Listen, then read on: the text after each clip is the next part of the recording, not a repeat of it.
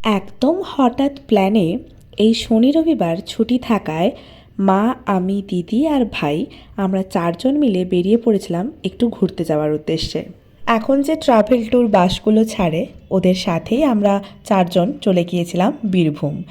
সারা রাত ধরেই গাড়ি চলেছে আর পুরো ভোর 4টের দিকে আমরা নেমে গিয়েছিলাম তারাপীঠে এবং প্রথম দর্শন আমরা মাকেই করেছি।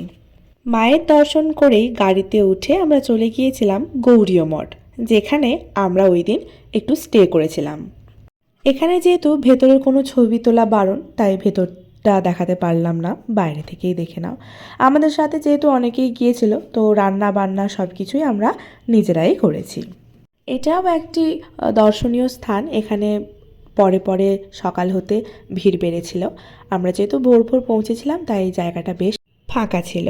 তারপর আমরা সবাই রুমে গিয়ে ফ্রেশ হয়ে চলে এসেছিলাম। এখানে আমাদের ব্রেকফাস্ট খাওয়া হবে আর দুপুরের যে কাটাকাটি করার ছিল সবজি, তো সেইগুলোতে একটু হেল্প করার জন্য। আর সব কিছু হয়ে যাওয়ার পর আমরা ব্রেকফাস্ট করে নিয়ে সামনেই একটা চা দোকান ছিল, যেখানে চা খেতে গিয়েছিলাম। চা খেয়ে আমরা চলে গিয়েছিলাম পরবর্তী দর্শনীয় স্থান একচক্রাধাম দর্শনের উদ্দেশ্যে।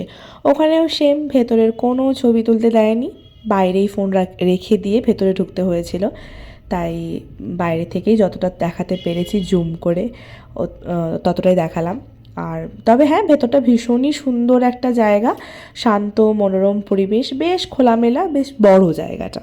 তারপরেই একদম পাশে একটু হেঁটেই আমরা চলে গিয়েছিলাম বীরভূমের যে ইস্কন মন্দিরটা রয়েছে ওইখানে। শীতের যেহেতু একদম শেষের দিকে গিয়েছিলাম, তাই ফুল গাছগুলোতে ফুল কমে গেলেও অনেকগুলো ফুলই কিন্তু তখনও ছিল। আমরা গিয়ে তাও অনেক ফুলের গাছ দেখতে পেয়েছিলাম, ভীষণ সুন্দরভাবে সাজানো আর শান্ত পরিবেশ। আমরা যখন গিয়েছিলাম তখন মোটামুটি একটু ভিড়ও হয়ে গিয়েছিল। ওখান থেকে বেরিয়ে আরও দুটো স্পট সামনাসামনিই ছিল, দেখতে গিয়েছিলাম জগন্নাথ দেবের এবং রাধা মাধবের। তো সেই দুটো ক্লিপ নেওয়া হয়নি। আর ফেরার পথে খেয়েছিলাম আমরা সবাই মিলে আইসক্রিম।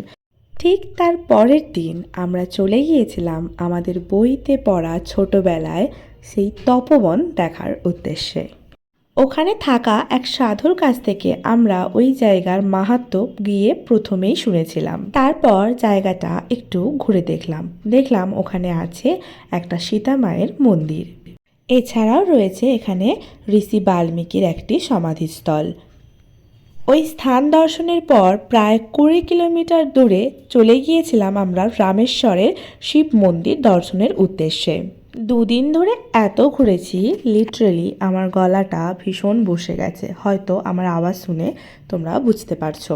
যাই হোক, এই রামেশ্বরের শিব মন্দির দর্শনের পরেই আমরা বেরিয়ে পড়েছিলাম বাড়ি ফেরার উদ্দেশ্যে, কারণ এটাই ছিল আমাদের লাস্ট দর্শনীয় স্থান। ওই দিন আমরা বাড়ি ফিরেছিলাম রাত্রি প্রায় 8:30 নাগাদ। তবে যাই হোক, হুটহাট প্ল্যানে এই 2 দিন আমাদের বেশ ভালোই কাটলো।